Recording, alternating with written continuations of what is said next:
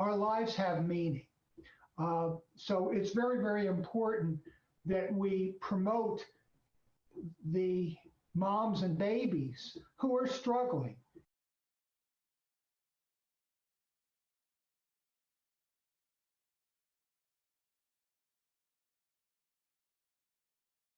My name is Ross Schriftman. I live in Casper, Wyoming.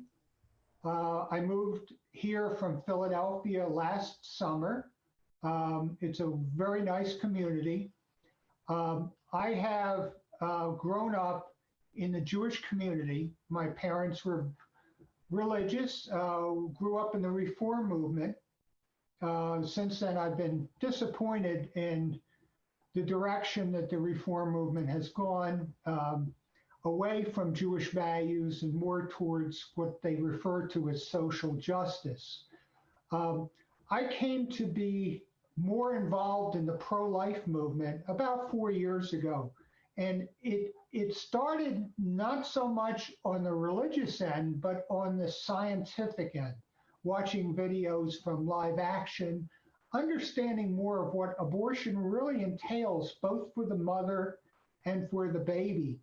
And it was very disturbing to find out what was going on. And then I started looking at my own Jewish values and the history of my family and my mom, and how she loved her baby, her first baby, my older brother, and made a positive decision for herself in a very difficult time. And since then, I've become very, very active in the Jewish Pro-Life Foundation. Recently, the Reform movement and some of our Jewish brothers and sisters have bought into the idea that Judaism promotes abortion, and that is just not a Jewish value. When God spoke to Abraham, before he had spoken to Abraham, people would sacrifice their children to their gods to satisfy their gods. God said to Abraham, "Be fruitful and multiply." God told Jeremiah that he knew Jeremiah in the womb before he was born and had plans for him.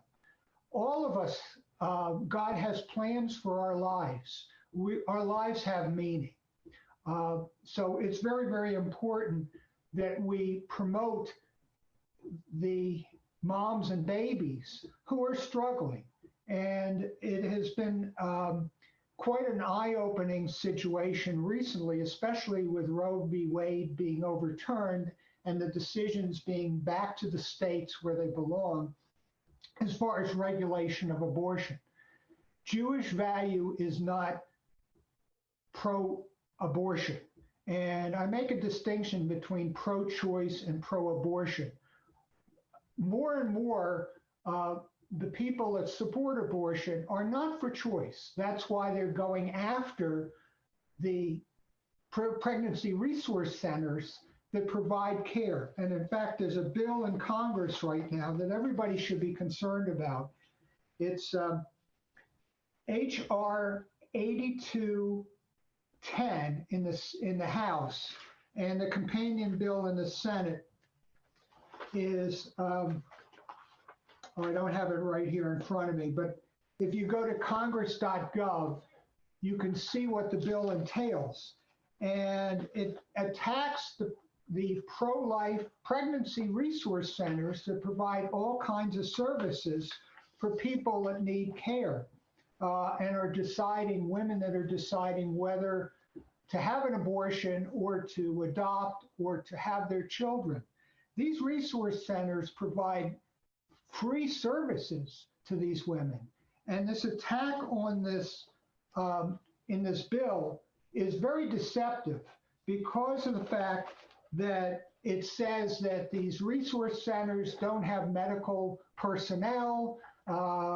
They try to fool women into not having an abortion when they don't advertise that they provide abortion. And by the way, one of the first things they do is an ultrasound, and they have medical personnel. And unlike Planned Parenthood and other abortion facilities, they show the young woman the baby.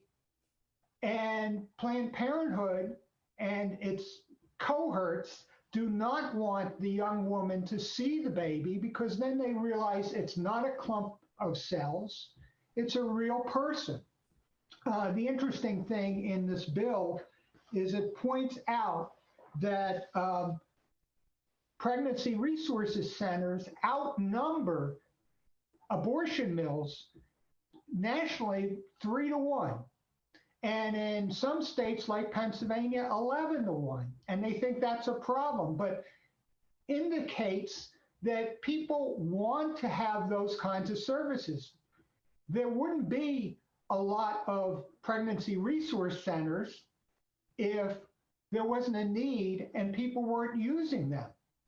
It's also very insulting to women to say that they're being fooled when they go there to a pregnancy resource center. There's counseling, there's supplies for their baby, there's housing, there's training, there's all kinds of things that provide services. So why are the pro-abortion people attacking pregnancy resource centers? If women choose to go to a pregnancy resource center, it's highly likely they won't have an abortion. The abortion industry is a profit organization. In fact, here in Wyoming, they're trying to open a center, and I just got a memo about this. And in these places, they actually, this organization, it's called wellspringaccess.org. They tell people to go to the website, which is actually in Washington, D.C., it's not in Wyoming, and they have a program called Fantastic Return on Investment. So you invest in the abortion industry, and I guess you make money the more abortions they do. The pro-life pregnancy resources centers are nonprofit. Many of the people that support it are volunteers. They're people in the community. They know these young women. The other thing that I want to mention is the repro rabbis. I just watched their video about why abortion is a Jewish value. And quite honestly, in the video, which is about 6 minutes of these rabbis that are promoting abortion, and they call it abortion care, the word woman was never mentioned. One time, one of the rabbis, I guess he made a mistake, mentioned the baby, but they never said women having, they said people having pregnancies. It is not safe. There is much risk of having an abortion, especially this dangerous situation now with chemical abortions, where women don't even have an ultrasound, so they don't know how far they are into their pregnancy. When they take the pill at home, and which kills the baby, and then the second pill expels the dead baby in the toilet. Okay, I don't want to get too graphic, but that's what happens. And they are misrepresenting these pills as being safe and that there won't be, it's just like a menstrual period. It's not. It's extremely painful for the woman. It's very disturbing. Many times these women are all by themselves. There are hemorrhages, there's fainting, there's all kinds of things. Having a baby, by the way, and I want to finish about the importance of maternity care. Many states are now providing additional benefits for maternity care and post-pregnancy resources for these women and their babies. But having a baby is much more healthy than aborting a baby. I'm a runner. I'm a marathon runner. There's a study that was just done of elite marathon runners, women, that after they had their first baby, they ran faster. So have a baby, run faster. It also brings joy to your life. Having a baby is not mental anguish for most women.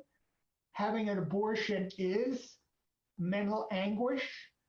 The abortionist, the OBGYN that performs it, is usually not one that has a relationship with the women.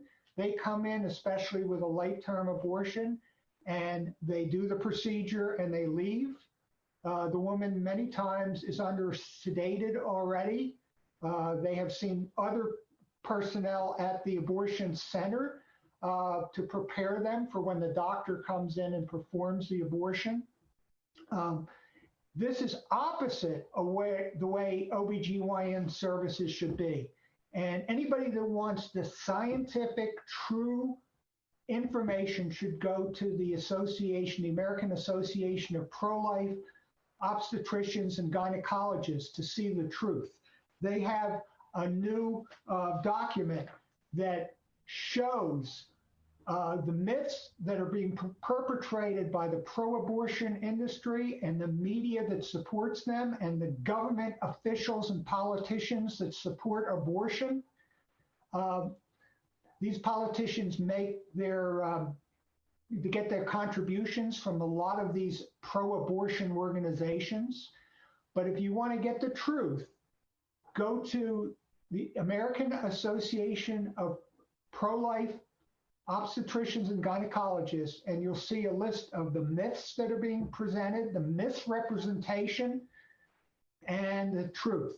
And it's very interesting that the misrepresentations actually come from the abortion side and not from the pro-life side. The pro-life is pro-science, it's pro-family, and I pray that our brothers and sisters, especially in the Jewish community, learn the truth and find out exactly what happens in an abortion and how we should be promoting moms and babies and families to have the joy of having children. During the Holocaust, those that survived came out of the Holocaust, and instead of looking at the world and saying how evil it is, they went on and had families. They had children. They have grandchildren and great-grandchildren. This was the ultimate victory over Hitler. And it's so sad that American Jews are promoting something that Hitler wanted to do, which is kill the Jewish people, destroy the Jewish people. We should be pro-life. We should be pro-family. One more point on that bill. It's also called the SAD bill, the one that they want to eliminate pro-life pregnancy resource centers. And they want to fine these people up to 50% of their revenue, which is the charitable donations that they receive to operate these free services. This is horrible and it is sad.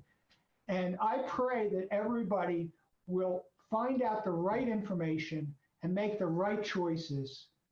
To life, l'chaim. I'm the news that nobody expected. I was never a part of your plan.